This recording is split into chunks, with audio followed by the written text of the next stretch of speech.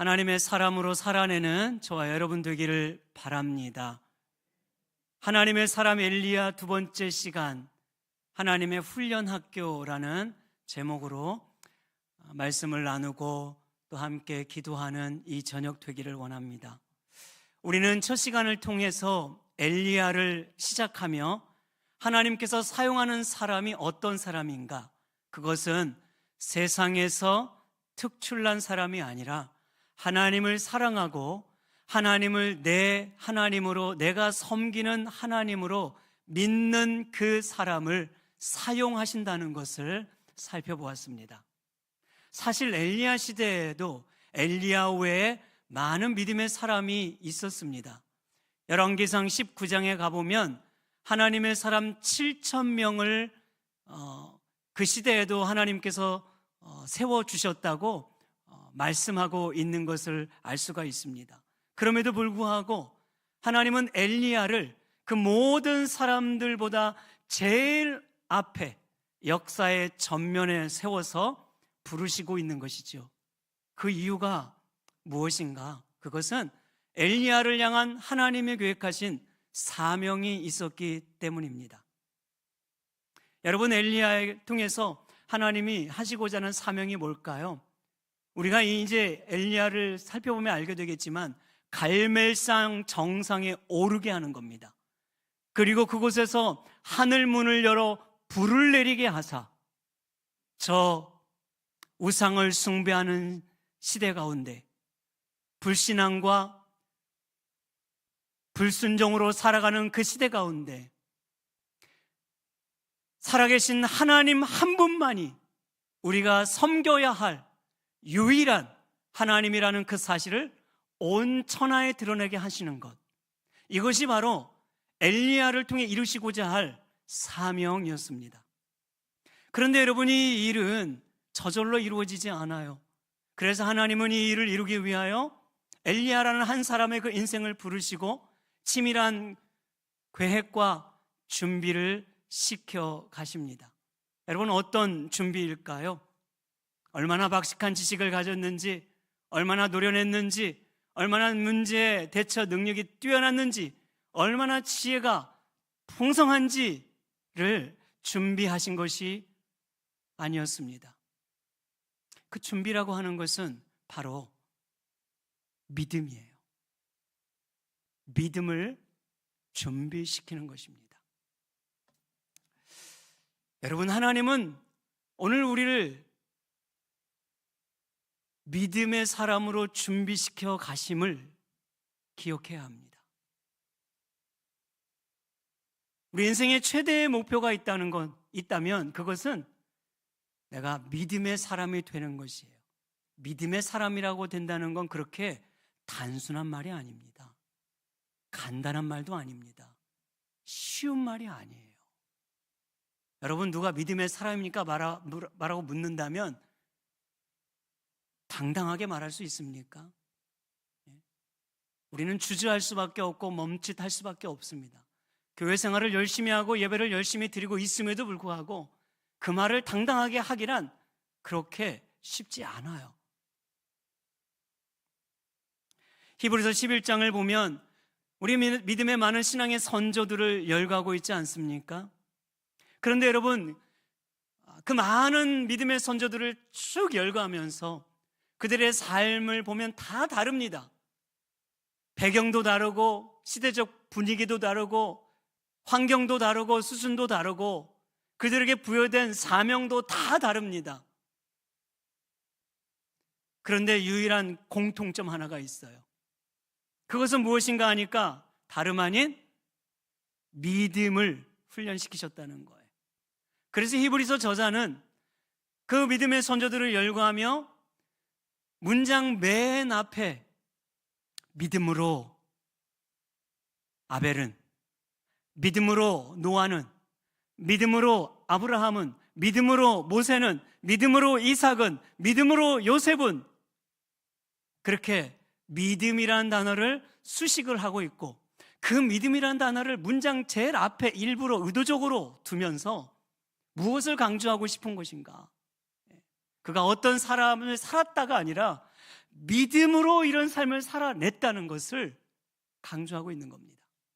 그래서 여러분 11장에 이제 결론에 가보면, 히브리서 11장 결론에 가면 이렇게 결론을 짓는 거예요.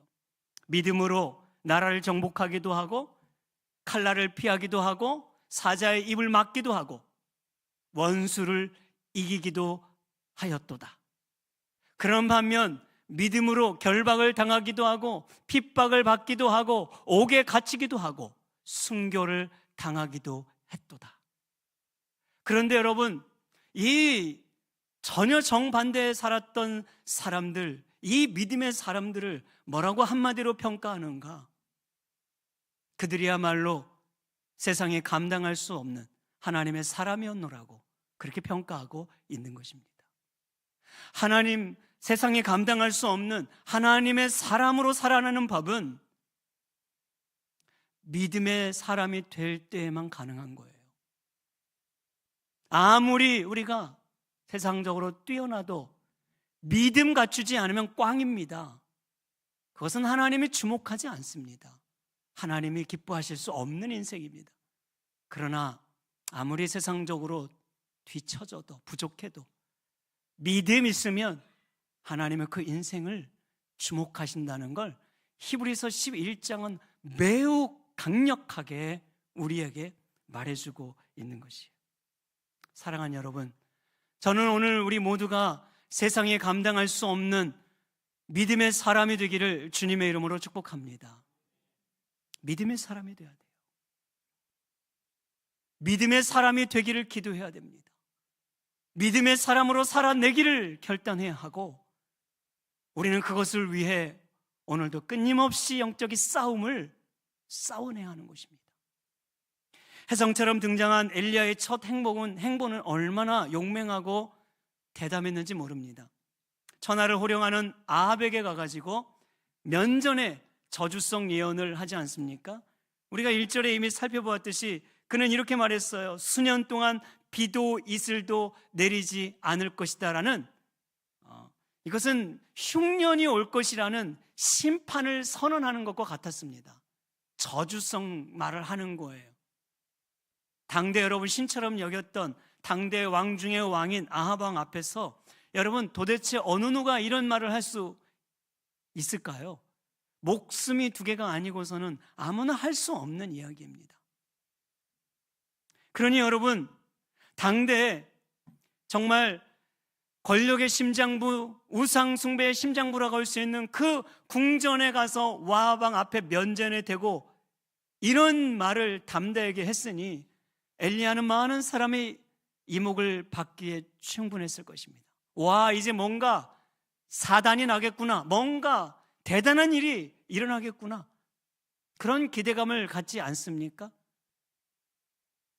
그런데요, 오늘 본문에 보면 뜻밖에도 그렇게 아합 왕 앞에서 당당하고 담대했던, 큰 소리쳤던 엘리야 행동은 온데간데 없이 주랭랑을 쳐서 저 멀리 그리 시냇가로 도망하여 몸을 숨겼다고 말하고 있는 거예요. 너무나 달라요. 이 한 절 사이에 앞과 뒤에 엘리야의 모습은 너무나 다릅니다. 어떻게 여러분 사람이 이렇게 다를 수가 있을까요? 예? 화장실 들어갈 때 나올 때 다르다고 뭐 한다고 우리는 말하지만, 아무리 그렇다고 여러분 믿음의 사람이라고 하는 사람이 어떻게 이렇게 다를 수가 있겠어요? 왜 엘리야는 갑자기 궁을 빠져나와 주랭랑을 쳐 몸을 숨겼던 것일까요? 아합을 딱 보니까 그가 상상하는 이상으로 너무 무서운 거예요. 그 권세에 확 짓눌려가지고 압도를 당해서, 야, 내가 지금 오지 말아야 될 것을 왔구나. 내가 뭔 정신이었지? 정신을 차리고 싹싹 두 손 두 발 빌면서 도망 나왔던 것일까요? 충분히 그럴 수 있을 것 같지요. 그러나 여러분, 엘리야가 왕궁에서 빠져나온 이유는 그것은 바로 하나님의 계획이었습니다. 엘리야를 훈련시키시고 준비시키시고자 하는 하나님의 계획의 한 부분이었어요. 이게 놀라운 것이에요. 자, 여러분 18장 1절에 가보면 이렇게 기록을 하는데요. 18장 1절, 만날이 지나고 제3년에 여호와의 말씀이 엘리야에게 임하여 이르되 너는 가서 아합에게 보이라. 내가 비를 지면에 내리라. 자, 보세요. 17장 1절과 18장 1절이 이제 어떤 상황이냐면, 지금 엘리야가 나왔잖아요. 그리고 18장 1절에서야 다시 그 아합에게 궁전으로 가는 장면입니다. 그런데 그 시간을 제3년이라고 말해요. 그 기간이 몇 년이라고요? 3년이라는 시간이 걸렸던 거예요. 그런데 여러분, 정확한 날짜는 3년이 아닙니다. 누가복음 4장 25절에 보면 신약 성경에서는 이렇게 말해주고 있어요. 내가 참으로 너희에게 이르노니 엘리야 시대의 하늘이 3년 6개월간 닫히어 온 땅에 큰 흉년이 들었을 때 이스라엘에 많은 과부가 있었을 때, 이렇게 말하죠. 3년 6개월이었습니다. 정확하게는.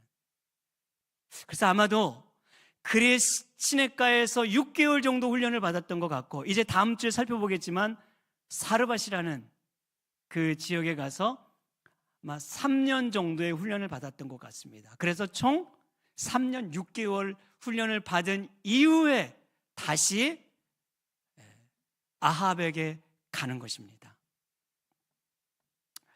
3년 6개월이라는 여러분 과정을 갑자기 하나님은 엘리야로 하여금 저 시냇가로, 들녘에 있는 어느 산지역에 있는 시냇가로 부르셔서 숨어 지내게 하셨단 말이죠. 왜 그랬을까요, 여러분?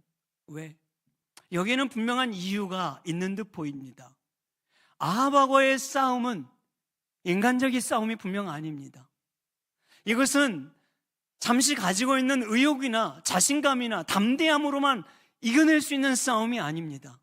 이 싸움은 하나님과의 다른 신과의, 바알 신과의 싸움이기도 하고, 이 싸움은 영적 싸움이기도 하며, 이것은 결국 믿음의 싸움이었습니다. 하나님은 엘리야에게 그 싸움을 더 능히 할 수 있을 만큼의 믿음을 준비시키기 위하여 궁정에서 빼내어 시냇가로 부르신 것이에요. 그리고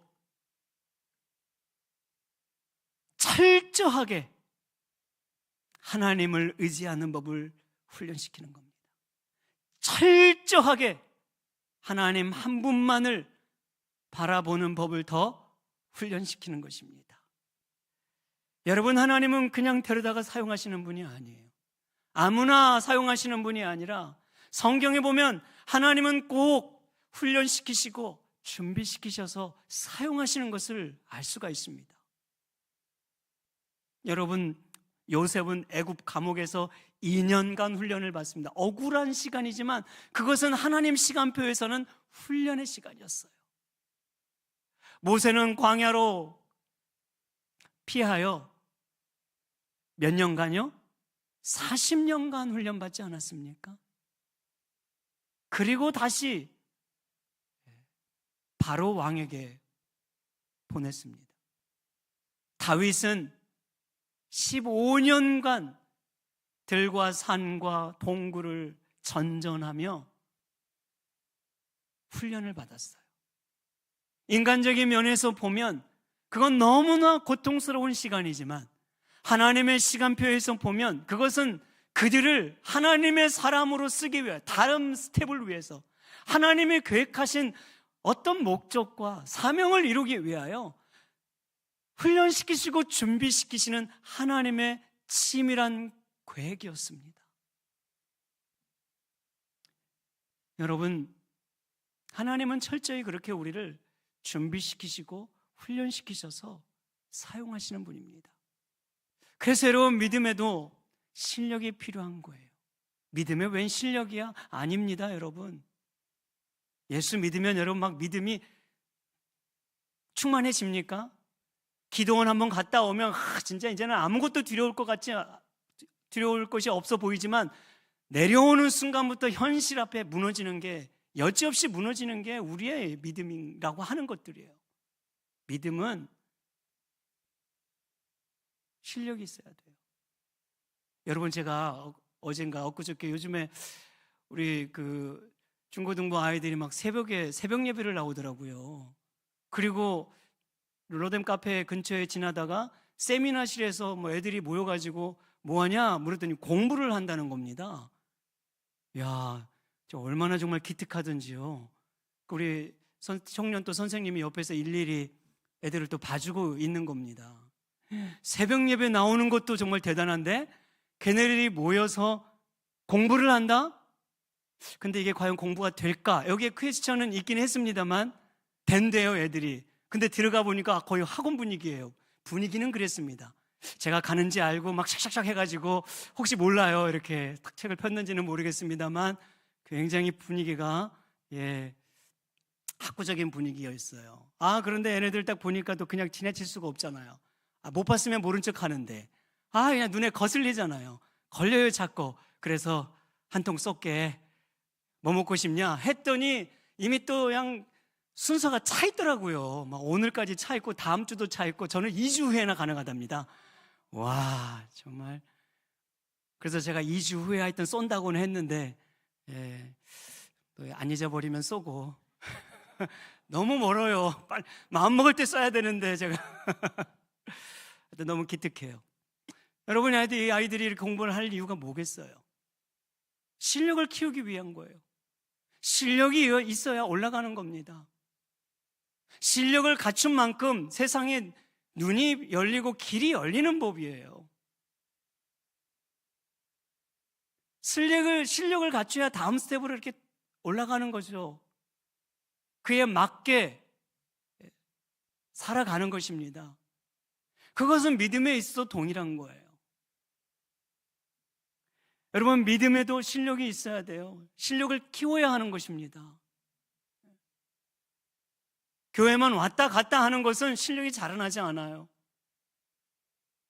신앙에 익숙하고 예배에 익숙하고 은혜는 누릴 수 있을지 모르지만 내 신앙이, 내 믿음이라는 것이 더 자라야 되는데 정체되고 멈출 수 있을 여지가 큰 겁니다. 크게 안 늘어난다 이 말이에요. 어느 정도의 성장은 있을 수 있겠지만 그것은 훈련을 통해서 다져지는 법이에요. 믿음의 실력만큼 세상을 보는 겁니다. 믿음의 눈이 더 크게 확장될 만큼 우리가 살아가는 이 불신하는 세상을 보는 눈이 열리는 거예요. 믿음의 실력이 더 있는 만큼 견딜 수가 있는 것입니다. 감당할 수가 있는 것입니다. 하나님은 우리가 준비된 만큼 맡기시는 것이고 사명을 부여하시는 분 아니겠습니까? 그래서 엘리야를 훈련하는 것입니다. 그것은 너의 단지 능력이나 의지나 네가 가지고 있는 것으로 될 것 같지만 아니야, 더 필요해. 이건 영적 싸움이고 믿음의 싸움이기 때문에 그것만으로 안 돼. 엘리야를 빼내서 더 본격적인 훈련을 시키기 위하여 그리시네가로 불러낸 거죠. 엘리야는 이 그리시네가 훈련학교에서 이제 입학을 하고 하나님 앞에 크게 두 가지의 훈련을 받게 됩니다. 이 두 가지 훈련이라고 하는 것은 오늘도 변함없이 하나님이 저와 여러분들을 이 그리시네가라는 이 세상을 살아가는 동안 훈련시키고 있는 방법이기도 한 것이에요. 그래서 오늘 이 저녁에 저와 여러분들이 바로 이 그리시네가 훈련 학교에서 받는 두 가지 이 훈련 과목 우리가 함께 기억하며 나아가기를 원합니다. 여러분, 그 첫 번째는 하나님의 말씀에 철저히 순종하는 법을 배웠다는 것입니다. 말씀에 순종하는 법을 훈련시키셨어요. 자, 2절 보면 여호와의 말씀이 엘리야에게 임하여 이렇게 말하고 이제 3절 보면 이렇게 말합니다. 하나님이 엘리야에게 말하되 너는 여기서 떠나 동쪽으로 가서 그리 시냇가에 숨고 4절에 보면 내가 너를 거기서 먹이게 하리라 이렇게 말을 한단 말이죠. 5절에 보니까 그 말씀 그대로 엘리야가 실행에 옮깁니다. 그래서 5절에 보면은 뭐라고 말합니까? 그가 여호와의 말씀과 같이 하여, 그죠? 곧 가서 요단 앞 그리 시냇가에 머물매 이렇게 기록하고 있어요. 사실 이 5절은요 원문을 보면 가서라는 단어가 2번 반복되어 있습니다. 우리 번역에는 한 번만 되어 있지만 새 번역은 그래서 이 2번을 그대로 번역을 옮겨놨어요. 다시 한번 보시면 이렇게 기록하고 옵니다. 새 번역에 엘리야는 주님의 말씀대로 가서 그대로 하였다.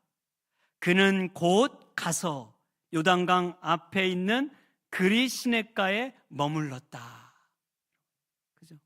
무슨 말이에요? 엘리야가 하나님의 말씀이 떨어졌을 때 즉각적으로, 그죠? 지체하지 않고 실행에 옮겼다는 것을 강조하는 표현이에요. 가서, 곧 가서 이렇게 말하잖아요. 그런데 여러분 생각해 보십시오. 엘리야에게서 이것은요 어떤 면에서 쉽게 받아들일 수 없는 요구이기도 합니다. 쉬운 예로 여러분 한동안 우리 한국의 강철부대라는 프로그램이 굉장히 이슈 아니었습니까? 제가 미국에서 강철부대 프로그램을 이렇게 올라오는 걸 유튜브에서 저도 종종 봤습니다만 다 특수부대 출신 아닙니까? 특수부대에 나오는 사람들은 특수한 임무를 부여받기 위해서 일반 부대와는 다른 정말 더 힘들고 험하게 또 고통스러운 훈련을 거치는 것입니다. 그런데 여러분 특수부대를 맡은 군인에게 그런 임무를 맡기지 않고 어디 저 후방에 가가지고 보초나 사라고 한다면 그것은 얼마나 허탈감에 빠질 수 있는 요구 아니겠어요? 명령 아니겠습니까? 여러분 지금 엘리야는 보십시오. 정말 맡겨진 특별한 사명을 부여받고 당시 권력과 우상의 심장인 아합에게 그냥 달려가서 죽음 불사하고 죽으면 죽으리라 이런 각오를 가지고 갔는데 이거 무슨 제대로 사나이가 칼을 뽑았으면 물을 자르든 호박을 찔르든 뭔가는 해봐야 되는데 하려고 하기도 전에 됐다 철수해라 그러잖아요. 그리고 저 시냇가로 불렀단 말이에요. 산에 있는. 그러니까 이것은 엘리야 편에서 보면 굉장히 여러분 허탈감에 빠질 수 있는 요구일 수 있는 거예요. 이게 뭔가? 그런데 지금 보십시오. 오늘 읽은 이 본문에 보면 엘리야는 그 하나님의 명령에 한마디의 불평, 원망 없이 지체하지 않고 즉각적으로 뭐 했다고요? 순종했다는 것입니다. 순종했어요. 엘리야는 자신에게 맡겨진 멋진 임무보다도 더 중요하게 여기는 것은 하나님의 말씀에 순종하는 것이었습니다. 그는 그의 자신의 존재 가치를 화려한 왕궁이 아닌 저 초라한 그리 시냇가에서 아하방 앞에서가 아닌 하나님 앞에서 드러나는 것임을 믿었기 때문에 그래요. 그래서 엘리야의 사역에 계속 반복되는 말이 뭐냐면요, 여호와의 말씀이 임하여 혹은 여호와께서 이르시되라는 말이 굉장히 자주 엘리야의 인생 속에서 반복이 됩니다. 성경에서 여러분 반복을 한다는 것은 의도적으로 강조하고 있다는 얘기거든요. 눈여겨봐야 될 말씀들이에요. 17장 2절에 보면 여호와의 말씀이 임하여 이렇게 말하죠. 17장 5절 여호와의 말씀과 같이 하여, 17장 8절 여호와의 말씀이 엘리야에게 임하여. 이 외에도 18장에도 계속 19장에도 20장에도 22장 엘리야의 인생의 마지막까지 여호와의 말씀이 임하여라는 이 단어가 총 24번이 기록이 됩니다. 그러니까 엘리야의 시작 처음부터 부르심을 받는 그 처음부터 엘리야가 사명을 감당하는 마지막까지 그는 철저히 하나님의 말씀에 순종하는 삶을 살았다고 말해주는 거예요. 말씀으로 순종하여 그 사명을 시작하고 말씀에 순종하여 그 사명을 마쳤다고 말하는 것입니다. 이것이 여러분 엘리야의 정체성입니다. 그러니까 여러분, 엘리야는 철저히 하나님의 존재 앞에서만 자기를 인식하는 인생이었고, 하나님 앞에서만 자기의 삶의 가치를 부여하는 삶을 살았다 그 말이에요. 그게 엘리야의 정체성이에요. 이것이 바로 그리스도인이 가져야 될 정체성입니다. 오늘 우리는 하나님 앞에서만 자기를 인식해야 하는 거고, 하나님 앞에서만 자기의 삶의 가치를 부여하며 살아야 하는 것입니다. 세상이 뭐라 하든, 세상이 나를 향하여 어떻게 조롱을 하든 비방을 하든 우리는 하나님 앞에서 살아가는 존재여야 하는 것이에요. 그래서 여러분, 그리스도인의 삶의 기준은 오직 하나님의 말씀이어야 한다는 것입니다. 말씀이 기준이어야 돼요. 우리는 이것을 철저히 배워야 합니다. 철저히 배워야 해요. 말씀이 가라 하는 데까지 가고, 말씀이 멈추라는 데까지 멈추는 것. 내 생각과 내 뜻이 아니라, 누가 뭐라고 해서가 아니라 말씀이 가라 하면 가는 거예요. 말씀이 멈추라 하니까 멈추는 것입니다. 이것이 바로 그리스도인의 삶의 철저한 기준이 되어야 하는 것이에요. 사랑하는 여러분, 오늘 우리는 바로 이 말씀에 순종하는 법을 배우고 있는 것이지요. 어디에서? 우리를 보내신 그 삶의 자리, 그리시네가라는 훈련학교에서. 그것은 가정일 수도 있고, 그것은 교회 공동체 안에서 관계에서도 일 수 있고, 여러분들이 보냄받은 세상의 일터 속에서 불신자들과 함께 어울려야 하는 그 삶의 자리에서 우리는 이 훈련을 요즘 지금도 받아야 하는 거고 요구받고 있는 것이에요. 사람과의 관계에서 상처를 받을 때도 즉각적으로 혈기를 내거나 분노를 내지 않고 주님의 말씀대로 그래도 기도하기를, 용서하기를 위해 기도하는 사람이 되어야 하는 것이고, 물질 앞에서도 물질 만능주의, 황금 만능주의가 팽배한 이 시대 속에서도 아니야, 물질이 최고가 아니지. 오히려 그 물질을 가지고 하나님을 위하여 구별해 드리고 더 나누고 베풀 수 있는 이 삶을 살기로 순종하는 법을 우리는 치열하게 배워야 하는 것입니다.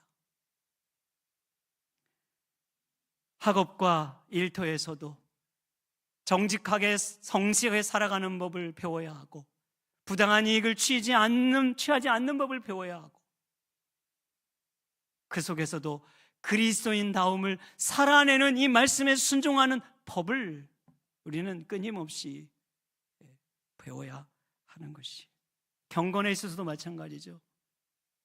내가 무엇이 아무리 힘들어도 예배만큼은 내가 철저하게 지키노라.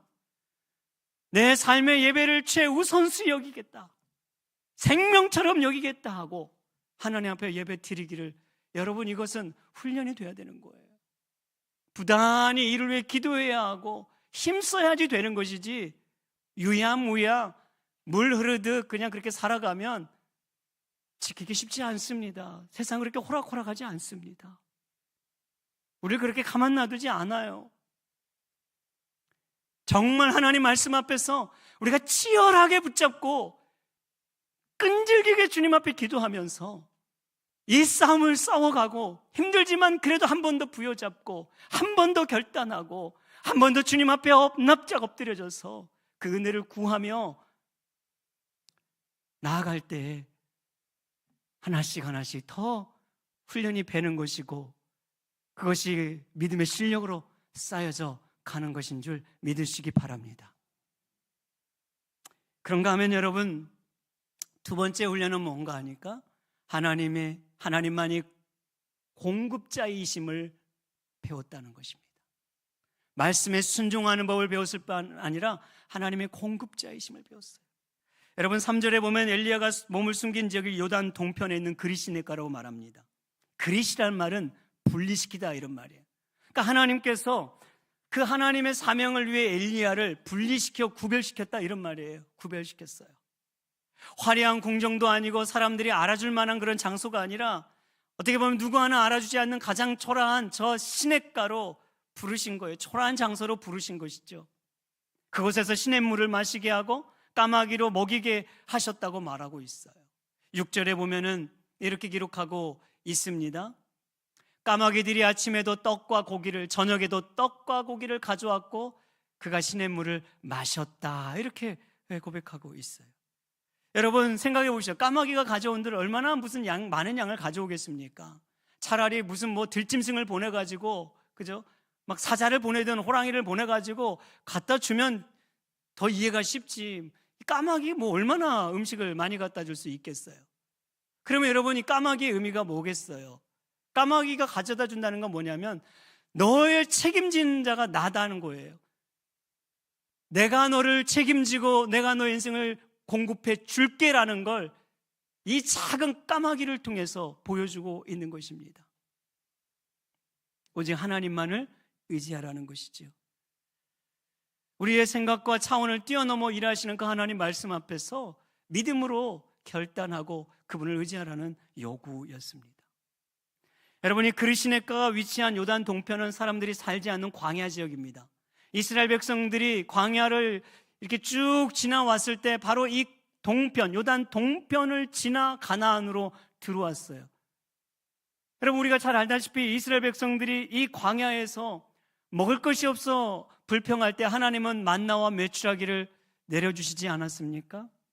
바로 그 장소죠. 광야에서 만나와 메추라기를 먹이셨듯 하나님은 까마귀를 보내셔서 이 광야 그리시네가에서 엘리야를 먹이신다고 말씀하고 있는 겁니다. 광야에서 공급하신 그 하나님이 바로 이 그리시네가에서 엘리야 또한 변함없이 공급하실 것이라는 걸 말해주고 있는 것이에요. 이것이 엘리야를 동편으로 보내신 이유였습니다. 말씀에 순종하는 것은 바로 까마귀의 은혜를 입고 사는 것을 말하는 것입니다. 여러분 우리가 말씀에 순종하다 보면요 까마귀의 은혜를 바랄 수밖에 없는 상황들이 있어요. 왜? 때로는 세상과 정반대의 길을 가야 되니까. 그 길이 때로는 좁고 그 길은 때로는 너무나 내 삶에 힘이 붙이고 여유가 없기도 하고 풍족하지도 못할 수도 있는, 믿음으로 살다 보면 그 길을 가야 되기 때문에 그 길목 앞에서 하나님이 보내주신 까마귀의 은혜를 사모하며 살아갈 수밖에 없는 우리의 삶을 만날 수밖에 없습니다. 그러나 그것은 믿음의 사람이 반드시 지나가야 될 삶의 길이기도 한 것이에요. 오늘 여러분들도 이런 까마귀의 은혜를 누리며 살아왔던 적이 아마 있지 않을까 싶습니다만, 저도 제 인생을 돌아보면 이런 시간들이 여러 번 있었습니다. 대표적으로 여러분, 제가 15년 전에 사명의 교회에서 사역지를 딱 마치고 제가 사이판이라는 곳을 사역으로 결정되면서 미국의 비자를 받기 위해 1년이라는 기간을 기다려야 했습니다. 그런데 당시 그때 교회 측에서는 2달 정도면, 적어도 3달 정도면 비자를 받을 수 있을 것이다, 그렇게 말을 했습니다. 그래서 찰떡 믿고 의심치 말고 모든 걸 여기를 제가 그때 그래서 빨리 교회를 정리하고, 그리고 그래 우리 그동안 못다한 여행도 좀 가자, 한 달은 같이 여행도 다니고. 그때 저희 아이 채원이가 1살배기였습니다. 한 달도 좀 쉬면서 그런 시간을 가졌는데 그 시간이 3개월이 되고 4개월이 되어가고 5개월이 되어가면서 굉장히 삶의 이제 현실 앞에 마주해야만 했어요.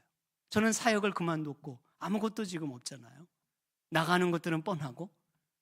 그래서 어느 날부터 제 아내가, 당시 지금 밝힙니다만 동탄의 센트럴 파크 옆에서 벼룩시장이 열렸는데 그 벼룩시장에 자기 옷을 입었던 옷 중에 그나마 괜찮은 옷을 골라가지고 저희 사모가 가서 옷을 팔았습니다. 그런데 그때 제가 옆에 이제 저는 멀찌감치 채원이를 유모차에 두고 이렇게 다니는 거죠. 차마 저는 거기에 못 있겠더라고요. 그래서 저는 저쪽 멀리 이렇게. 그런데 순간순간 삼위교회 성도님들이 거기서 보이는 거예요. 아, 정말 굉장히 스릴이 굉장히 있었습니다. 그때 막. 그래서 제 아내도 모자 막 눌러 쓰고, 이건 몰라야 된다. 저도 막 모자 눌러 쓰고, 가급적 멀리 잘 안 보이는 데로 가고, 그런 시기가 있었어요. 자동차가 에어컨이 고장났는데 고칠 수가 없었어요. 그 무더운 여름에 아이를 그렇게 데리고 막 다니는데, 아, 정말 덥더라고요. 이게 뭔가 아주 현실 앞에, 처절한 현실 앞에 그때 놓여졌을 때. 그런데요, 놀라운 사실은 어느 날 갑자기 누군가가 저희 집 문 앞에 야채를 사다 주고, 쌀을 사다 주고, 과일을 사다 주고, 말 그대로 정말 까마귀가 공급을 해주시는 거예요. 저는 그때 까마귀의 은혜를 실제적으로 경험했습니다. 어느 날 갑자기 어느 분이 오셔가지고 에어컨이 안 된다고 하니까 즉시 그 차를 가지고 가서 싹 고쳐가지고 보내주신 거죠. 까마귀의 은혜를 저는 그때 정말 아주 실제적으로 경험했습니다. 그럼에도 불구하고 이 비자가 안 나오는 거예요. 그런 시간은 지나고 있는데 이제 막 6개월이 되고 막 7개월이 됐는데, 그래서 제가 3박 4일 금식기도 갔다가 금식도 하면서 기도를 하고 내려오는데, 응답이 있었으면 얼마나 좋았겠습니까? 그런데 하나님은 응답은커녕 믿음에 대해서만 말씀하시는 거예요. 3박 4일 내내 강사들이 와가지고 믿음은 어쩌고 믿음은 저쩌고, 아니 좀 저에게 뭔가 응답을 달래니까 속으로 왜 이런 얘기만 하시는가? 그리고 내려왔는데 한 7개월, 이제 8개월 됐을까요? 이제 막 주변에 있는 사람들이 다 아우성해. 그건 하나님의 뜻이 아닌 것 같다. 하나님의 뜻이라면 이렇게까지 하시겠냐? 차라리 포기해라. 더 혼란스러운 거예요. 그것도 막 목회자들이 또 그런 얘기를 하면, 얘는 나의 진짜 적인가 친구인가, 사단의 유혹인가, 천사의 음성인가. 저도 막 혼란스러운 거죠, 이게. 그런데요, 그런 와중에 있을 때 한 선교사님 부부를 만나게 됐어요. 중국에서 오랜 사역을 하던 한 선교사님 부부가 이제 한국에 왔는데요, 저희 부부랑 만나서 어떻게 식사를 하게 되었는데, 제 얘기를 딱 듣더니 그 선교사님이 이제 해주시는 말이에요. 저는 그 말씀이 하나님이 제게 주시는 너무나 강력한 음성으로 들렸고, 그 말씀 때문에 버텼던 것 같습니다. 그분이 하시는 말씀은 다른 게 아니라 이런 거였어요. 목사님 들어보니까 지금 진짜 사역을 하고 있는 것 같네요. 눈에 보이는 사역은 쉽습니다. 눈에 보이지 않는 사역을 하는 게 진짜 사역입니다.